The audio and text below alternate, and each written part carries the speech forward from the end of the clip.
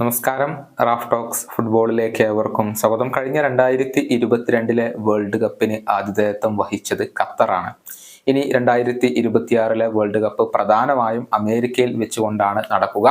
അതിനുശേഷം 2030 വേൾഡ് കപ്പിന് 6 രാജ്യങ്ങളാണ് ആതിഥേയത്വം വഹിക്കുന്നത്.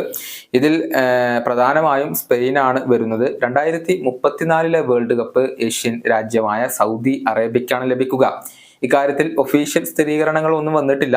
പക്ഷേ ബിഡ് റേസിംഗിൽ ഇപ്പോൾ സൗദി അറേബ്യ തന്നെയാണ് മുന്നിട്ട് നിൽക്കുന്നത്. കൂടാതെ വേൾഡ് കപ്പുമായി ബന്ധപ്പെട്ട ഒരു വീഡിയോ അവർ ഇപ്പോൾ പുറത്തിറക്കുകയും ചെയ്തിട്ടുണ്ട്. സൂപ്പർ താരം ക്രിസ്ത്യാനോ റൊണാൾഡോ അടക്കമുള്ളവർ ഈ ഒരു വീഡിയോ പങ്കുവച്ചിട്ടുണ്ട്. സൗദിയിൽ നിർമ്മിക്കാൻ ഉദ്ദേശിക്കുന്ന സ്റ്റേഡിയങ്ങളുടെ ഗ്രാഫിക് ചിത്രീകരണമാണ് അതിലുള്ളത്. അതിന്റെ വിവരണങ്ങളും അതിൽ അവർ നൽകിയിട്ടുണ്ട്. ലോകം കണ്ട ഏറ്റവും വലിയ വേൾഡ് കപ്പിന് വേണ്ടിയാണ് ഇപ്പോൾ സൗദി അറേബ്യ ഒരുങ്ങുന്നത് എന്ന് പറയേണ്ടി വരും. 5 നഗരങ്ങളിലായിക്കൊണ്ട് 15 സ്റ്റേഡിയങ്ങൾ നിർമ്മിക്കാൻ അവർ തീരുമാനിച്ചിട്ടുണ്ട്. ഓൾറെഡി നിർമ്മിച്ച സ്റ്റേഡിയങ്ങളും അതിലുണ്ട്. അത് നവീകരിക്കുകയായിരിക്കും അവർ ചെയ്യുക.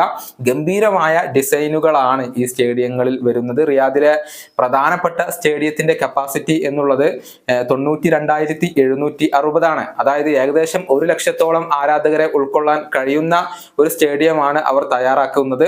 2029 കൂടി അത് ആ ഒരു പണി പൂർത്തിയാകും എന്നാണ് ഇപ്പോൾ പ്രതീക്ഷിക്കപ്പെടുന്നത്. എല്ലാ തരത്തിലും അത്യാധുനികമായ രീതിയിലുള്ള സൗകര്യങ്ങളായിരിക്കും 2034 വേൾഡ് കപ്പിന് വേണ്ടി സൗദി അറേബ്യ ഒരുക്കുക. ക്രിസ്ത്യാനോ റൊണാൾഡോ അടക്കമുള്ള സൂപ്പർ താരങ്ങൾ ഇതിനെ പ്രൊമോട്ട് ചെയ്യാനും ഉണ്ടാകും. ചുരുക്കത്തിൽ ഏറ്റവും മികച്ച രൂപത്തിൽ വേൾഡ് കപ്പ് സംഘടിപ്പിക്കാനാണ് സൗദി അറേബ്യ ഇപ്പോൾ ഒരുങ്ങുന്നത്. അതിനാണ് അവർ തീരുമാനിച്ചിട്ടുള്ളത്. ഫുട്ബോളിനെ വളർത്തിയെടുക്കാൻ വേണ്ടി വലിയ രൂപത്തിലുള്ള ഇൻവെസ്റ്റ്മെന്റ് ഇപ്പോൾ സൗദി അറേബ്യ നടത്തിക്കൊണ്ടിരിക്കുന്നുണ്ട്. അതിന്റെ ഭാഗമായിക്കൊണ്ട് തന്നെയാണ് ക്രിസ്ത്യാനോ റൊണാൾഡോയും നെയ്മർ ജൂനിയറും കരീം ബെൻസിമയും എല്ലാം ഇപ്പോൾ സൗദി അറേബ്യൻ ലീഗിൽ എത്തിയിട്ടുള്ളത്. ഈ വീഡിയോയുടെ അവസാനിപ്പിക്കുന്നു.